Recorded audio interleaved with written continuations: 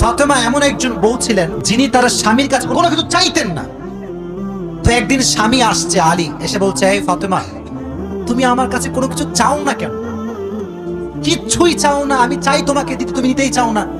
আজকে তুমি এমন একটা কিছু চাইবা যেটা খাওয়ার জিনিস হবে, আমি তোমাকে নিয়ে এসে খাওয়াবো। তো ফাতেমা বলছেন, না দরকার না। কি দরকার? থাক না, কোনো প্রয়োজন নাই। তো আলী আজকে নাসুরবান্দা, না আমি খাওয়াই ছাড়বো আজকে, বলো কি খাবা। তো চাওয়ার একটা লিমিটেশন আছে। উনি বললেন, আমার কিচ্ছু লাগবে না, জাস্ট বাজার থেকে একটা আনার নিয়ে আসবেন। বাজার থেকে একটা আনার কিনেছেন, কিনে যখন বাসায় ব্যাক করবেন, হঠাৎ করে একজন গরিব মানুষ আসছে, সে বলছে, আলী আজ 3 দিন যাবত আমার পেটে কোনো খানা নাই, আমি বড় হত দরিদ্র মানুষ, খুবই ক্ষুধার্ত মানুষ, তুমি কি আমাকে কিছু খাওয়াতে পারবা? আলী রাদিয়াল্লাহু তাআলা আনহু এতটা দান করার মেন্টালিটি ছিল, এতটা ভালো মানুষ ছিলেন, বইয়ের কথা ভুলে গিয়েছেন, ওই আনারটাও আল্লাহর রাস্তায় দান করে দিয়েছেন।